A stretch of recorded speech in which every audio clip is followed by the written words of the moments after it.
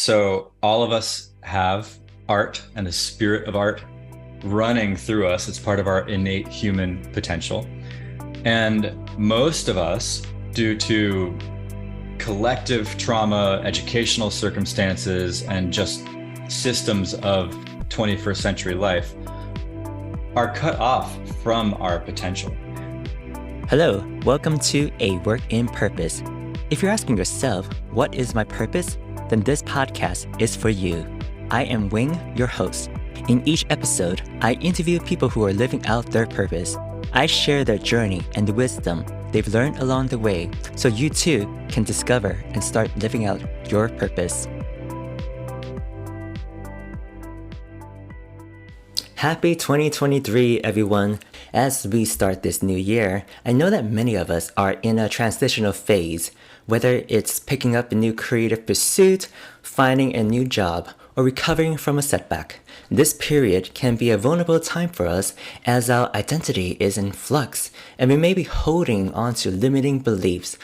But it can also be a time of great opportunity to do the inner work and discover our true essence, values, and purpose.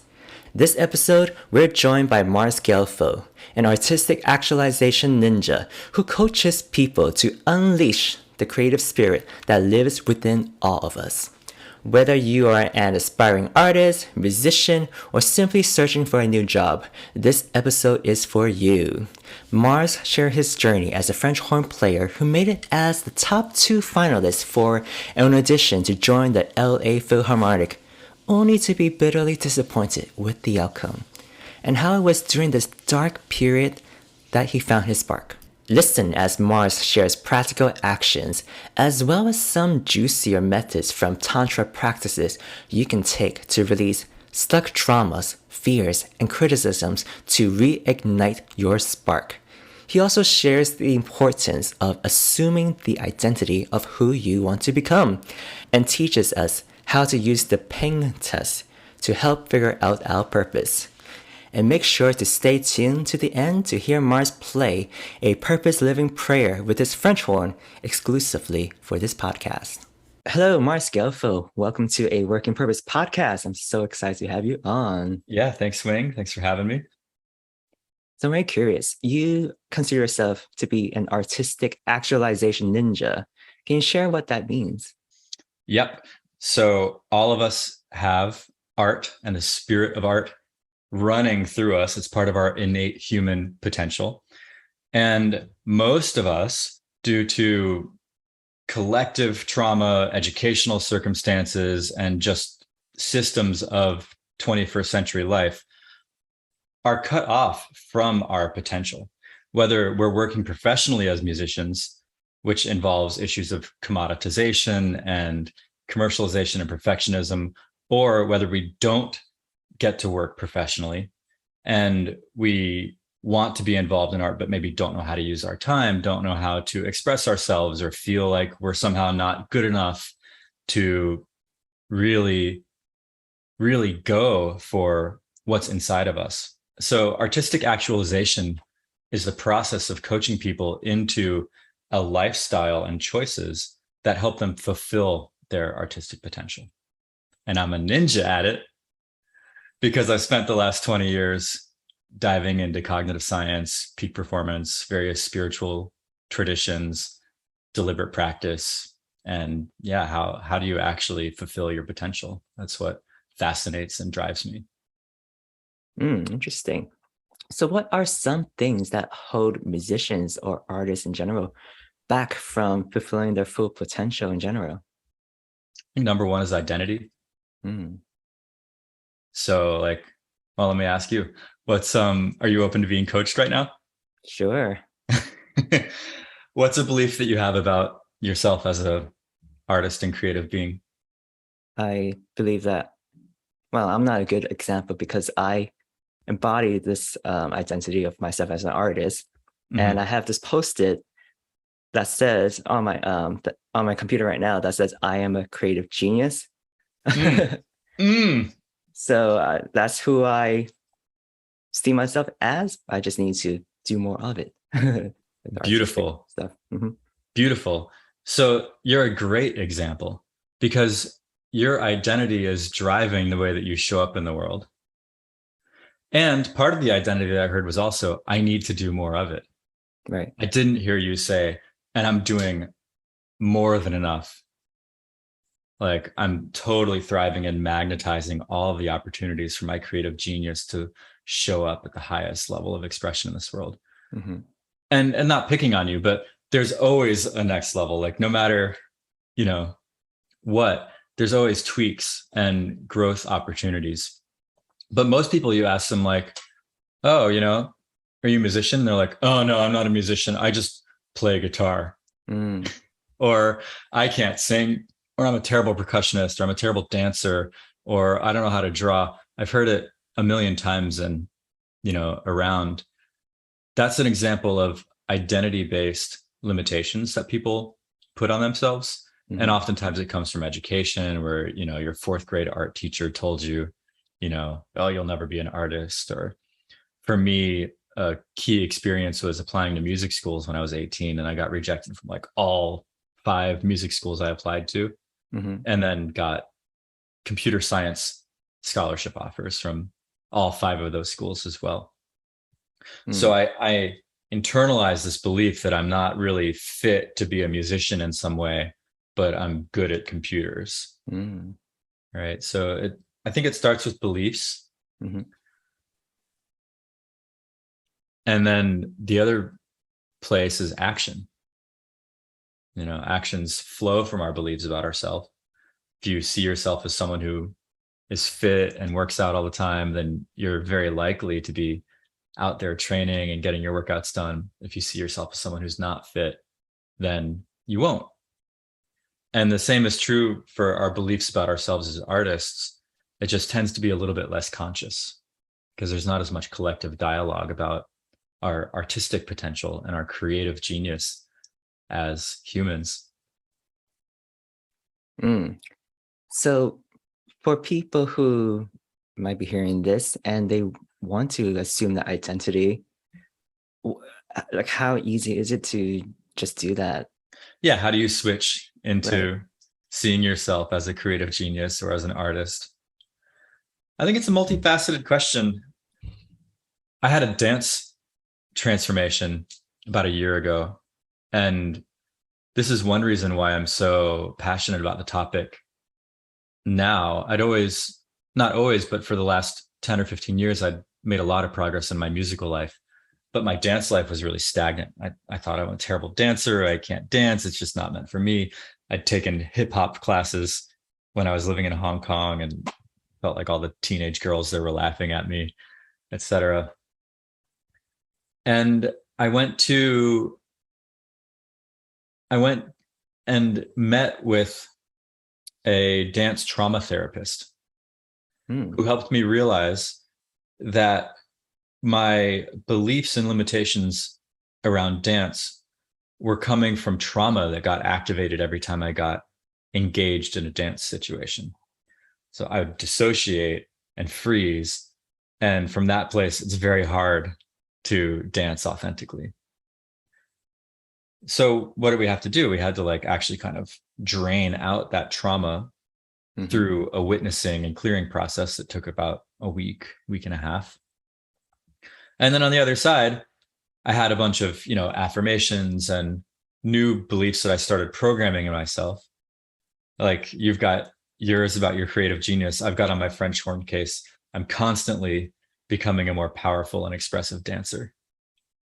And I live that, I dance almost every day now.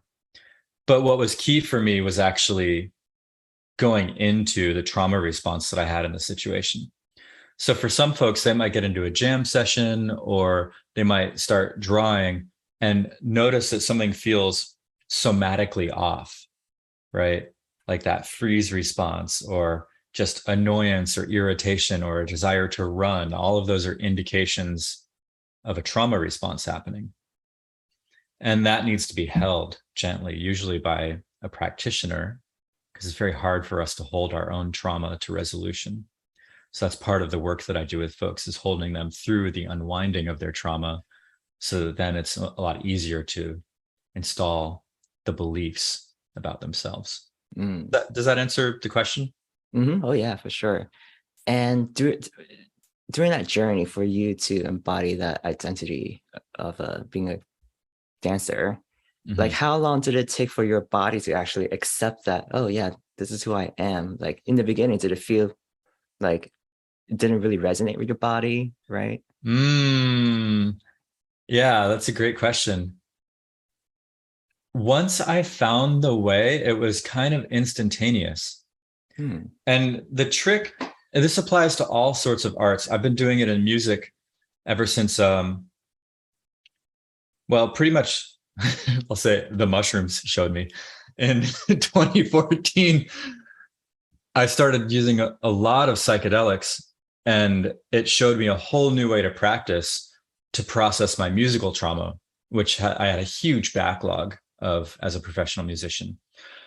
With the dance stuff, I already knew that when, for example, shame arises or a trauma response arises, that what you need to do is to dance it out, to actually express the shame or the frustration or the anger, the fear, the terror, or whatever it is. And once I started doing that with the compassionate witnessing of my dance therapist, it was instantaneous. My body, it was just like this switch, like my body knew, oh, yeah. Oh, okay. I can dance because if I can dance shame, then I can dance joy. It's just there was something that hadn't quite clicked in trying to move through it Hmm. myself. And I noticed that with musicians who I coach as well. They'll feel very like in the box. They'll play a song, right, on their guitar or their piano or sing, but you don't feel this like radiant, expressive energy coming off of them. You feel like this sort of cerebral energy. Hmm. And then as soon as I ask what they're feeling and they say, well, I feel a little self-conscious or scared. And I say, like, well, amplify that 1,000 times. I want you to play the most self-conscious, scared version of this song that you've ever played. And as soon as they do that and realize that they can put that emotion through their instrument, that unlocks the rest of the spectrum for them. Interesting. Why do you think that is? Hmm. Yeah, it's a great question. I don't know why that is. I mean, my first thought is that it's like a transmission. Like when you experience love, and then boom, you've got it. Oh wow, yeah, that's what it's like to feel loved. Or the first time that you have a cool dance or a spark of genius and inspiration, and you know what that's like, and that becomes a window into it. I think once it's like you're connecting, it's like connecting a circuit is the way that I see it. And a lot of people have that circuit disconnected because in school there's no classes on radically authentic self-expression and honoring whatever emotional energy is moving through you in the moment, Mm. which kind of takes us to what we were chatting about right before we started, which was the topic of tantra. So you mentioned that the first step is to assume the identity. And what was the second step? Second step is to connect the circuitry Hmm. that allows your authentic inner experience Hmm. to flow through you and to externalize, to be integrated. I would like to invite a practice right now for Hmm. us and for those listening to just take a moment and notice the in breath, notice the exhale, and become really present with what's happening, both in the external environment and in the internal environment, from head to toe. So many sensations, a galaxy of sensations inside the body. and infinite colors and shades and shapes around us as well.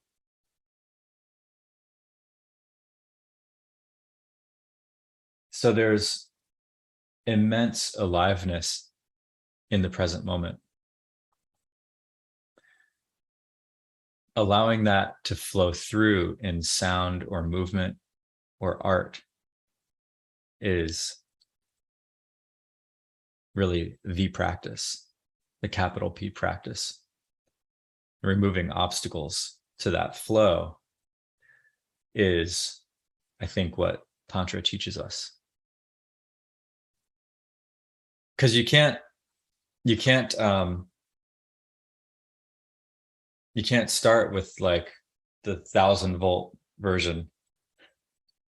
If you imagine like a fire hose of experience, it's too much to start with. So you have to start with just feeling your toes and seeing what it's like to feel your toes. And eventually, as you make space in your container to experience more and more and more and more, until not only can you experience your toes and your fingertips, not only can you experience minor annoyance or minor joy, but you can also experience fury, insanity, ecstasy, the full spectrum, without losing yourself.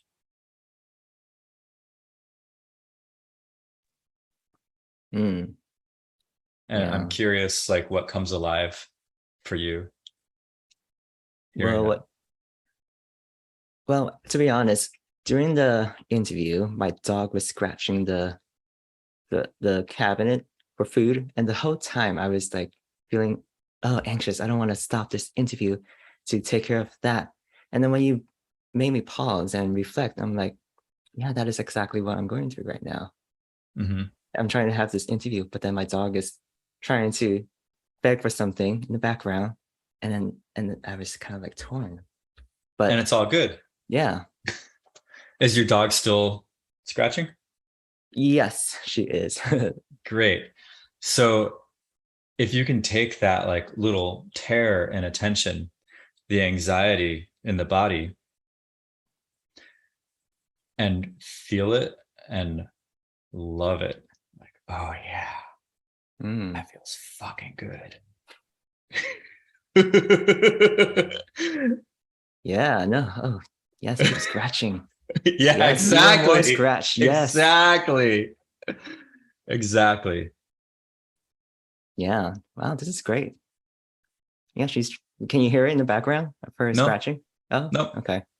So it's no. just me picking it up because I'm here. Um, okay. Actually, I feel a lot lighter. That anxiety that I was feeling has more of a joyful vibe to it now. Yeah, exactly. And you kind of become unfuckwithable. Mm. Like, oh, I'm angry. I'm like, ooh, yeah, bring it. Yeah, that feels good. Without being violent or vengeful or anything like that, because when you can actually feel these energies and the stories go away. Mm-hmm. And that's how we can channel things through art to kind of bring it full circle, is that all of us have this insane creative potential, not just artistically, but in business and science and, our health and everything, our relationships. But without accessing the present moment experience and being able to integrate it, then we kind of end up like compartmentalized, or trying to avoid or suppressing energy, and that leads to less than your full presence. Mm. So do you incorporate tantra practices into your coaching to help musicians and artists embody their more authentic self, I guess, more? Yeah, absolutely. I keep client sessions confidential, but I can say that one of the big practices is actually based off existential kink. I don't know if you've heard of that before, but that's the idea of looking at situations that recur for you, and all of us have, various recurring situations or karmas, and learning to like love them up and bring that kind of almost kinky pleasure in the arising, that oftentimes helps people get depolarized from the situation, so they can stop creating that for themselves and create something else. And then another one is just really being with what is. I think all people mistake tantra to mean sexual practice. And sexuality is part of it, but it's just a drop in the ocean of being with what is and using your life force to experience blissful states.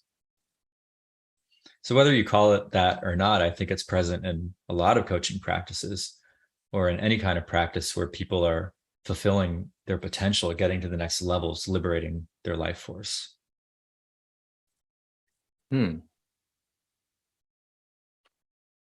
Without going into like specific details, what can you share some maybe like transformative journey? Like how did the breakthrough happen, and then and then the journey after that for some of the people that you coach after when they went through something like that, experiential kink, right? It's called. Mm-hmm. Yeah, existential kink. Hmm.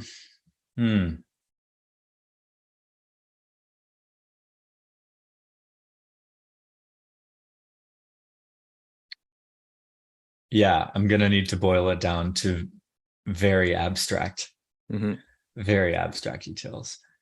I had a client who was an extremely high level professional musician come to me, who was having a very, very difficult time in their world, in their industry.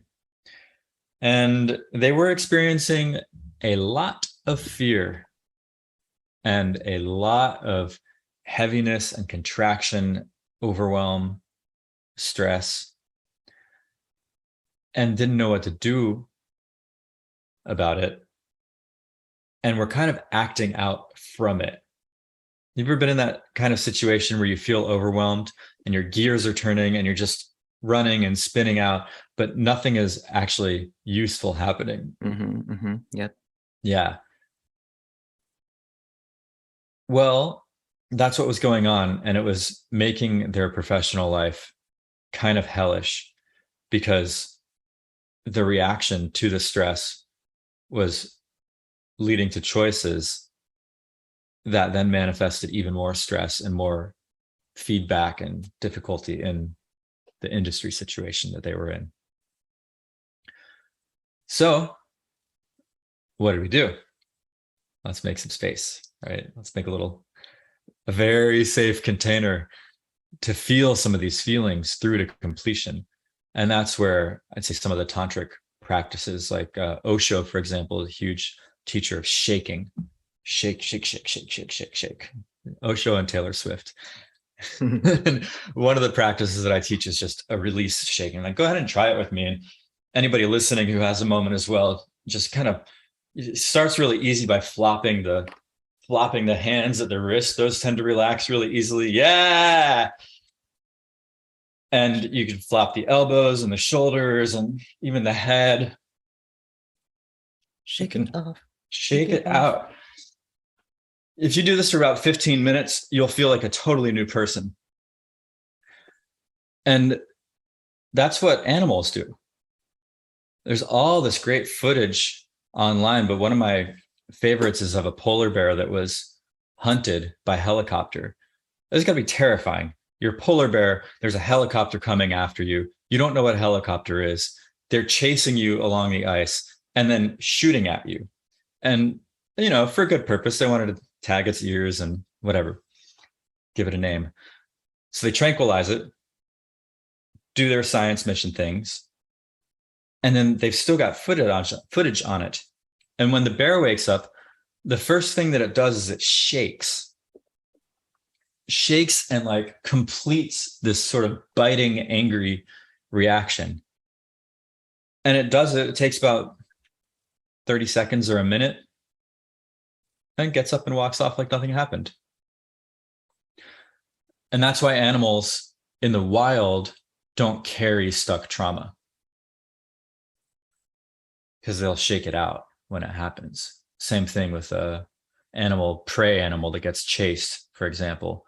So much adrenaline and fear. They get chased, they escape. What do? They shake it out and then take a nap. And that's it. No more trauma. But what do we do when like our boss comes up and tells us that we're in danger of losing our job if we don't raise our promotion, or whatever, a million different stressful situations in life, even just thinking to ourselves, oh crap, like what am I going to do about money this month? Same trauma response, but no shake. Yeah, we no completion. Exactly. We freeze. So shaking is a way to actually drain the things out. Or freezing. You have to work with what's coming up for people.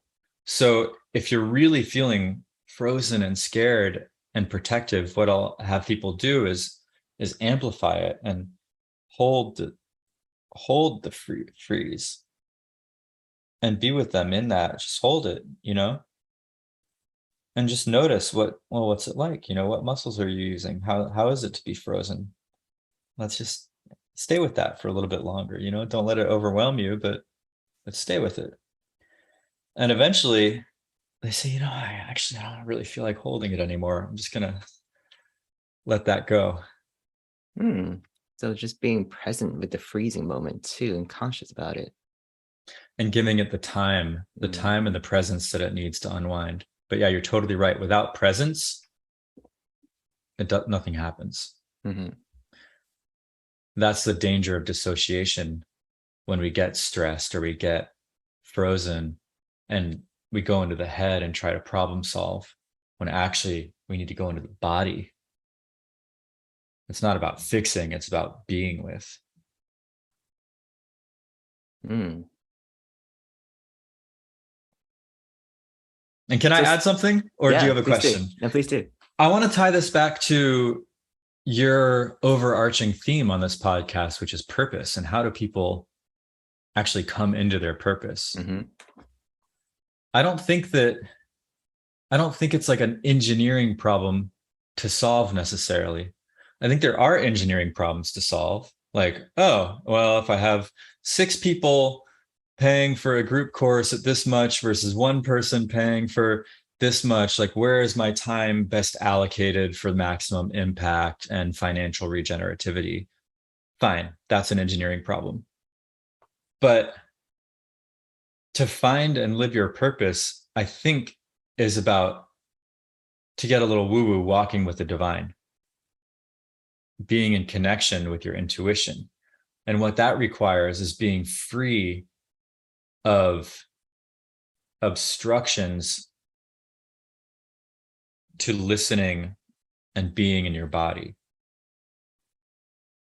So I think if we all had more regular practices, things like Wim Hof, meditation, these tantric practices, built throughout the day and shared with each other, because when multiple people practice together, it just amplifies the results so much, that if folks are walking around feeling held in their unfolding, connected to a community and people where any expression of any emotion is safe, and generally not in a trauma or triggered state, that they will, as a byproduct, be living their purpose. At least at the 95% level. Mm-hmm. Yeah. From pretty much everyone I interview, they all mentioned how they started doing some mindfulness practices before their like purpose became so obvious to them, after having that space to quiet their noisy, chattering mind. And I wanted to ask you, like, when did you start thinking about your purpose or feeling like about your purpose? Like, did you start some sort of mindfulness activity at some point, or was there like something that happened in your life that sparked it? How did your journey towards your purpose begin? Spark is a really good word. Mm. I love that word. I think that movie Soul talks about spark as well. I believe it's a Disney movie. I remember when I was at Northwestern doing my first undergrad in cognitive science, computer science. That was after I'd been rejected from Northwestern's music school and all the other music schools.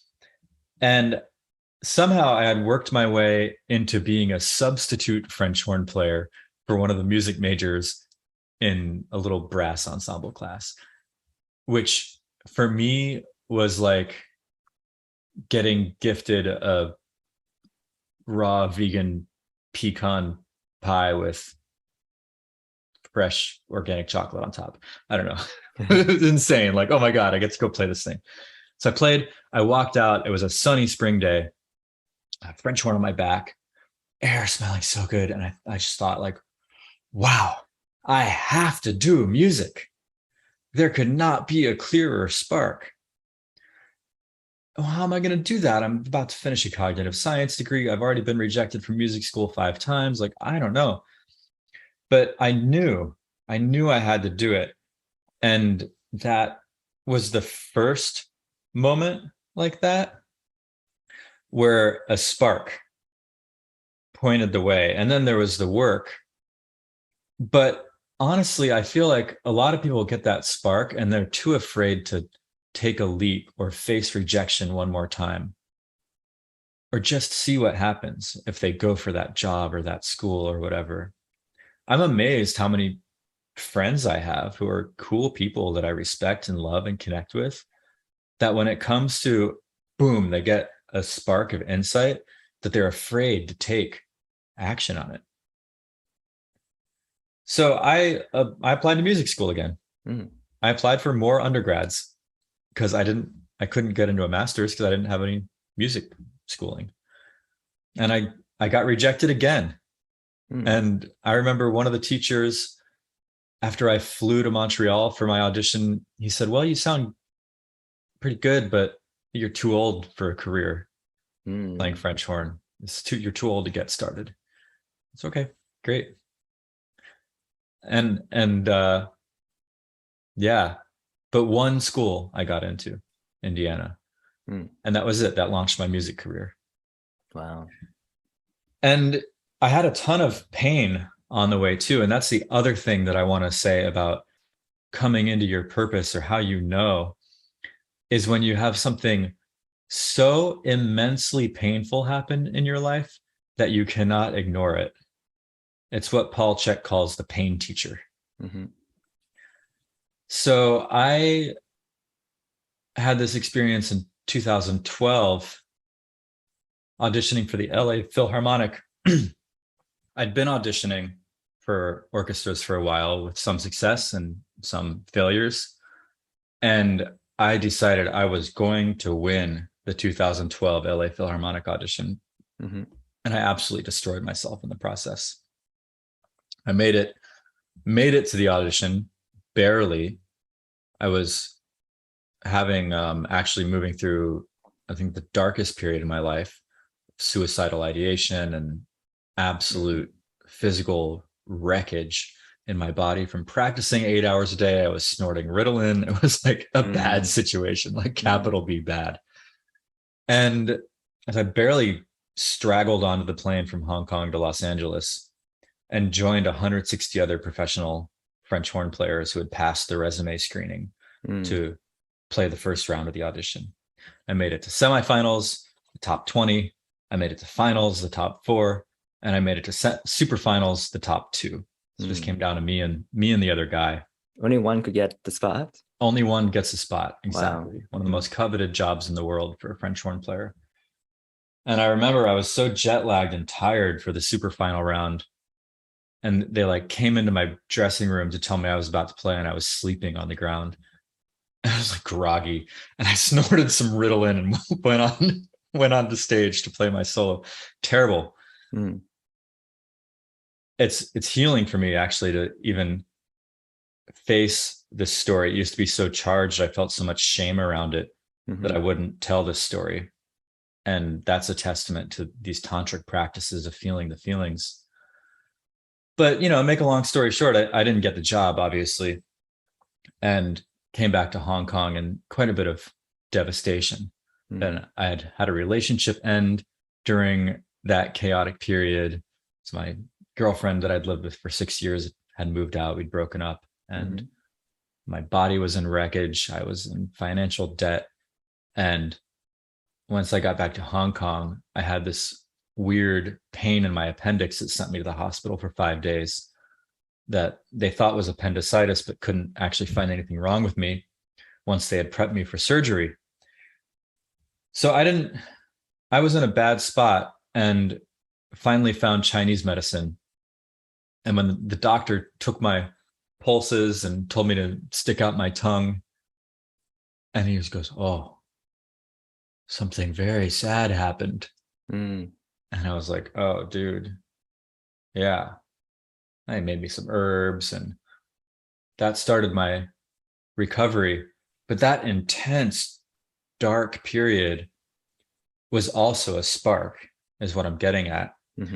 That the immense pain told me, never again can I hurt myself trying to win an audition or become something. Music needs to be a force for health and wellness in my life, which has been an overarching kind of flavor of my purpose, if you will, since then. Does that make sense? Yeah, so your relationship with the practice of music shifted because of that experience. Exactly. Tell me more about that. So since you've changed your perspective of music from something that is like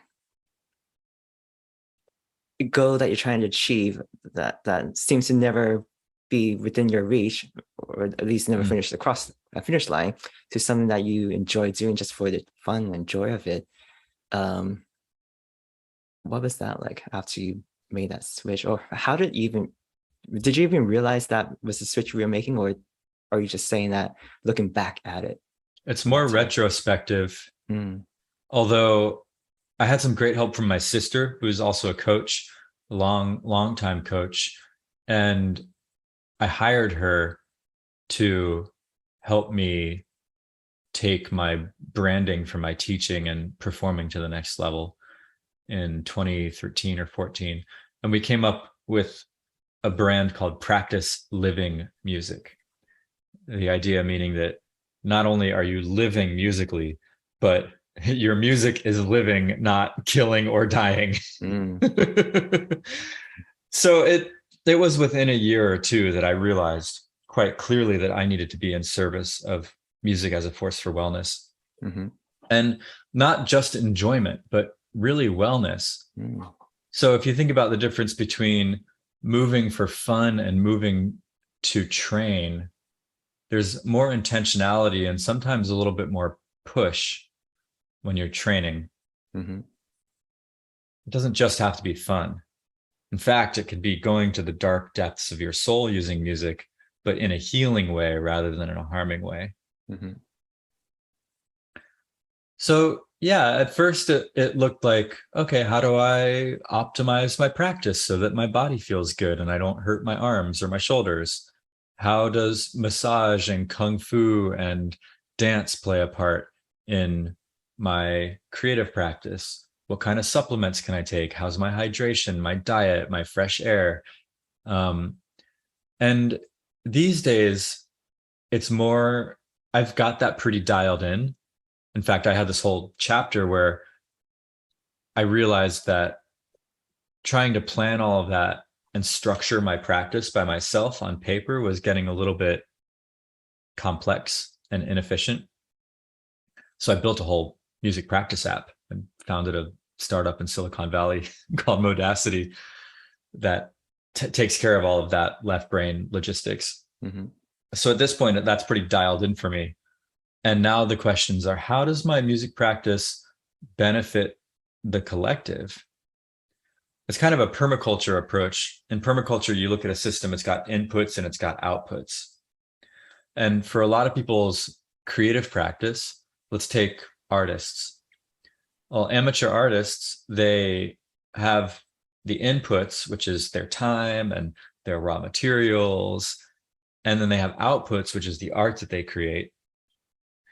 And what do they do with that art? It may not be designed to be part of a greater system where that art is flowing out to benefit others. So one practice that I probably should do more of myself, but I highly encourage others as musicians, is to become experts at your own version of happy birthday. Because there's a birthday every single day of the year that you can take 3 or 4 minutes and record yourself sending these well wishes to somebody on your instrument. That's a practice that actually has an output that touches another life. So that's really where my head is at these days. It's like my growth edge is figuring out how every moment of my practice can be designed not just to benefit me, like, oh, I'm building my skills again so I could play higher notes or, play more beautiful music even.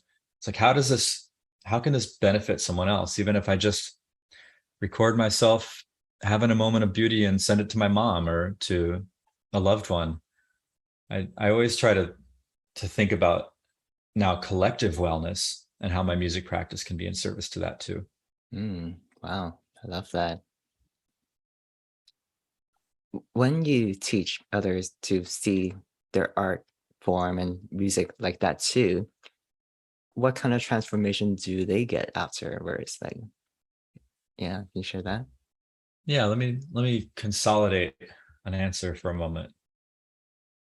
Yeah, I want to share a specific output, and this client has given me permission to share his story. So there's a trombonist in San Francisco Symphony named Nick Pladoff, who's an incredible musician. And I've been part of Nick's journey as a friend, as his coach a couple times, and have seen as he has taken this ethos to heart more and more of synergy and regenerative music practice, that now he's creating all sorts of opportunities to benefit the community. So he just had an album launch that I was coaching him on, and that album has concerts for the homeless, concerts for students as part of his outreach, but it also has tracks that are meant to be blessings to the world. He's got a track called I Hope that's like a prayer for people to experience peace. He's got a track about the ocean that's coming out in a couple days that is about ocean conservation and kind of in a hilarious uniquely Nick way. But his songwriting has taken this like very unique approach that is about expressing himself, but connecting to perceived needs of others as well. There's another song that he wrote that was about his attachment style in a relationship that he's in. And that was his way of like processing some of what was coming up, turning it into art, which is transmutational in its nature, and then being able to share it with the person that he was experiencing that attachment connection with. It's like everybody wins. Yeah, thanks for sharing that. I want to ask you about your purpose and where you see you are at on your journey towards your purpose, and what would you say your purpose is at this point? I'm going to give you the cheeky answer first. Okay. I sat with an African shaman in 2014 to try and find out what my purpose was. And there's days of journaling and coming up with a little paragraph. And I read the paragraph to him while he was in a trance connected to the ancestors. And then after hearing me read the paragraph, he spoke a name that was my ancestral name that represents the purpose I was incarnated on the planet to embody and live. And that name is mine. I hold that name. I don't tell anybody. he says, if anybody asks you what your purpose is, say, watch me. Mhm. Put it into words is so ecstatic. It's like almost as much of a disservice as writing the word God to point to this infinite, Mhm. incredible existence that is living itself out. And we have the word God, and it's helpful. So I also use words to describe my purpose. At this point, I think that there's different levels, different sizes and scopes, and it's something that everybody in the audience should be thinking about. Is we've got, actually, in my cosmology, this gigantic kind of soul purpose that we incarnate into this world for, that we could live without our limbs, without our job, in any economy, in any part of the world, no matter what. This soul in this body has this purpose. And, you know, for me, that's probably not like artistic actualization coaching. It's just not. I'm not going to do that until I'm the moment that I die, but I am going to be living my gigantic soul purpose Mhm. and cannot help but live it and attract the challenges and the reflections that allow me to crystallize into it more and more every day. And all of us are doing that, with the exception of folks that are cut off from it due to trauma or due to evil, to get super woo woo or weird, you know. But I think that's what it is. People feel that anything, if it doesn't feel good and whole and like aligned and like it's connected to your purpose, then yeah, I kind of do consider that almost evil in a sense. Mm. So you asked me to articulate what I think my purpose is. I think it's something around liberating healthy, ecstatic expression for myself and the world around me. There's something about leading by example Mhm. that feels really important to me. And there's something about teaching and coaching and working with folks one on one that it almost never goes wrong. Mhm. Like, it's amazing to me. I'm a great performer. I'm great at music, but it took me a long time, and it's not really my zone of genius, at least not classical performance. But when I am in a coaching session, like time disappears and I don't even know how what happens. Mm. And it's that feeling. It's like that feeling more than anything that tells me like I'm on purpose right now. Mm. I feel like it's a vibe or an Mhm. energy. Right. It's a signature frequency Yes. that is kind of unitary. It's like you don't have any question about it when it's there. Mhm. And when it's not there, you want more of it, usually. Yeah.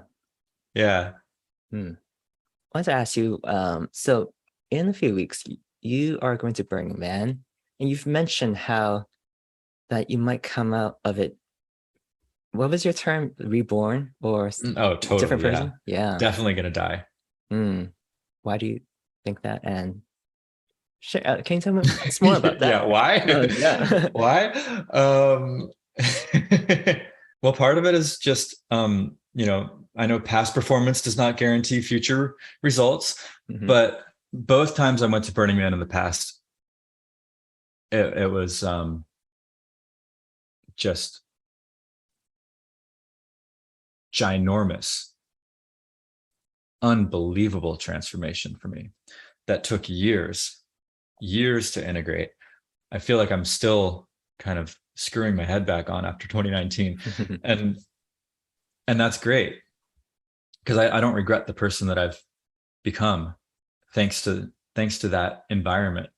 I just wish that we had more environments like that were incubators for us shedding all of this nonsense that's built into our existing systems. So part of it is that, part of it is intention of transformation. Part of it is the phrase that Charles Eisenstein uses in this book: the more beautiful world our hearts know is possible. And it's like, so many people I talk to know that beautiful world. They feel it. They know what it feels like. It's like you can taste it, but then you look outside and it's billboards and pollution and and that's not it. But our hearts know that something else is possible. And every time I go to Burning Man, I get a taste of that. And then I come back and I'm ready to create it. But any kind of change like that, any kind of creation, requires inner changes, inner deaths, letting go of old ways of doing, old ways of being, old ways of thinking and connecting. So I just know that part of me is going to have to die in order to get closer to that more beautiful world that my heart knows is possible, and that the folks that I surround myself with also know is possible and are calling in and doing their own work and own transformation to co-create. Beautiful. Before we start the lightning round, Uh-oh. what is one advice you would give to those who are trying to figure out their purpose? Yeah, I think the best advice for somebody who's in that phase of trying to figure it out is the ping test, the Marco Polo test, we'll call it. The Baha'i faith calls it confirmation. It's when you just ding, put out a little step to the universe and see what comes back. See if you get a pong. See if there's a polo to match your Marco. For example, I was in St. Pete, Florida, a couple of years ago. I was walking with my sister, and I wasn't doing a ton of playing at that point. I was kind of deep in my startup world, and we were walking out of a cafe, and I saw St. Petersburg Opera, or something like that. I thought, God, it'd be fun to play in the opera. And we walked 2 more feet, a truck pulled up, and they started unloading equipment into the opera storage. And I said, oh, hey guys, like, what's up? Are you from the opera? They're like, oh, yeah. And I said, well, who does the hiring for the orchestra? The guy goes, oh, that's me. Like, the chances are very slim. And I said, well, cool. Like, I'm a horn player, I played with Philadelphia Orchestra, San Francisco Symphony, like, legit. What's your season looking like? Do you need any horns? And he's like, oh yeah, funny you should ask. Like, we need a horn player for our upcoming thing. And so we got the connection and everything. And those moments of like, wow, I spoke it into existence. And literally 4 seconds later, I'm talking with the hiring manager who needs a French horn player for their upcoming opera.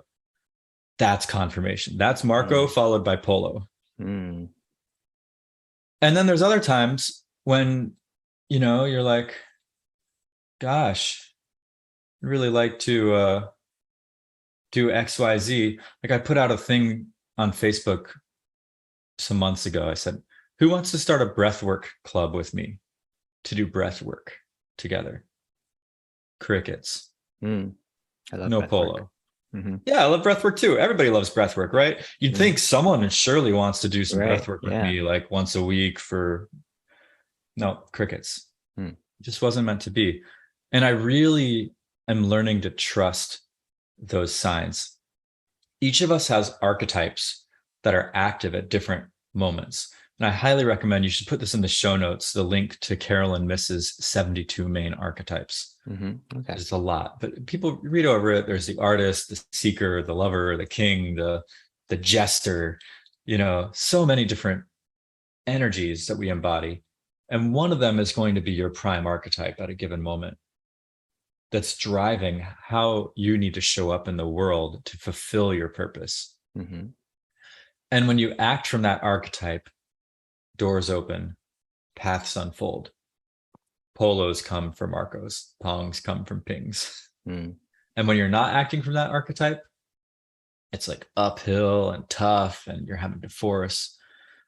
I would say anybody really, really committed to living on their purpose, that it's just as simple as that. You send out these little pings, listen for the pongs, and take a step. Mm. And take each step with that kind of listening and processing, and you are on the path. That's it. And then 1,000 steps in, you'll be able to describe retrospectively what the path looked like and what your purpose is cohering into. But you have to take the steps. That's really all it is. Mm-hmm. Yes. That's a really great way of putting it, actually, the ping. I mean, I feel it for myself too. So never thought of it as pings. Yeah. And you did it. You've got this whole podcast thing going, and that started as just a ping as well. Yeah, for sure. All right. Well, it's time for our short lightning round. You ready? I'm just gonna ask you a bunch of like short questions. You can answer as short as you want. So what is one thing you like to do to relax? Oh man, relax. I just feel like it comes naturally. Laughter yoga. Great. What is one thing you like to do for fun? Plot. Interesting. I like to make synergistic plans with people. Huh? Like what? Like, oh, so Wing, you like dancing and painting and travel? Like, let's talk about what's possible in the realms of synergizing all of those. That's one of the most fun things for me. Oh my gosh, I never thought of that before as something that I find to be fun too. Huh. Interesting. Yeah. I made a whole Facebook post about that. Like, I hate Sudoku. I definitely am not going to play whatever Wordle or whatever it's called. Just post like a problem that you want the solution broken down in 3 to 7 steps. I don't care what the problem is, and I'll solve it for you. I love that shit. All right. Well, I'll send some fun your way then, for sure. Thank you. What is one thing that makes you enthusiastic? Nature. What is one habit you always do for a great day? Hydrate. With electrolytes. Okay. What is one habit you are working on? The habit of saying no to things. I think impulse control is something that most folks can benefit from. And actually just saying no, even if it's a perfectly good thing, like, oh, I'm going to go up and get a glass of water now. Nope. No, I'm not. And that helps me to say no to other less constructive impulses. Like, I'm going to check my email now. No, I'm not. Great. What is the most important lesson you've ever learned? What's the first thing that comes to mind? Listen. And what is a book that changed your life? You have to pick one. Nonviolent communication. Okay. Huge. If you're not doing what you are doing today, what would you be doing instead? If I wasn't at my mom's house, loving up on her, having a podcast with a cool dude, what would I be doing? I'd either be surfing in Costa Rica or I would be permaculturing in Hawaii. Lovely. How would you describe your ideal life? Oh, that's easy. I've got it. Like, I've written this out so many times and I'm so stoked that I'm creating this. Wake up in the arms of my beloved, go do a beautiful rising ritual, run to the beach, go for a swim, spend a few hours gardening, working with people one-on-one, training, being in my community, eating delicious food from the food forest, having some sexy time, having some dance time, being with people, exploring, being in the adventure, and going to bed, not even thinking about my computer. Wow. That sounds lovely. Mm-hmm. And how do you define purpose? The word why comes to mind. Your purpose is your why. Like why do I want to do this? Why do I live? Why do I exist? It's meaning. It's meaning that we give to our lives, which is kind of funny because I think that, Landmark, this training system, says that we're meaning-making machines, humans. And I think that we really benefit from taking meaning out of things, like making stuff mean less and just being more present. So in some ways, purpose is like the ultimate mental masturbation. And in other ways, it's how you have a meaningful life. Yeah, there is that dichotomy. All right, so after talking so much about music this whole episode, it would be such a great idea if you could play something for us, right? Yeah. And you can even use this to call people in if you want. I'm going to play a purpose-finding, purpose-living prayer for everybody. And I don't know what's going to come out of my instrument. That's why it's called a divine instrument. All right.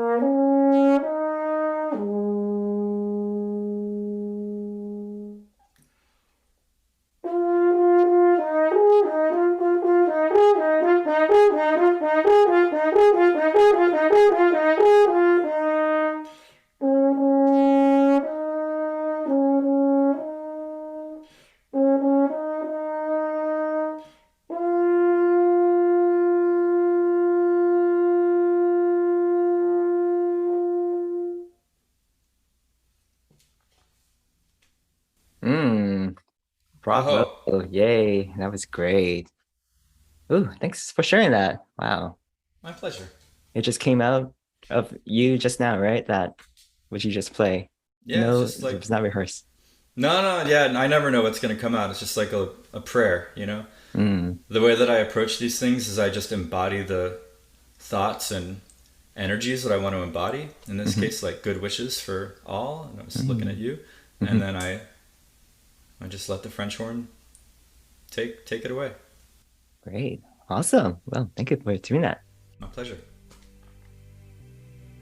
Lastly, do you have any requests you would like our listeners to do? Yeah, I have an immediate request.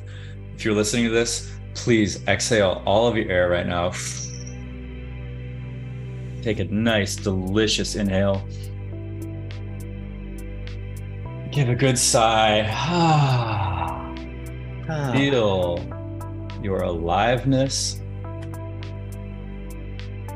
Feel your heart. Feel your magic. Feel your potential. And if you loved what I talked about and want some help reaching that potential, come visit me at marsgelfo.com, and perhaps we've got some goodies for you there. Well, thank you so much for sharing all your amazing insights and your story, Mars. Wow. Yeah, thank you, Wing. It's fun to chat with you. I wish that your listeners could know the epicness of your capybara Zoom background. You should probably make that your episode image. Yeah, maybe instead of your headshot, I'll use that. I'm just kidding. It works.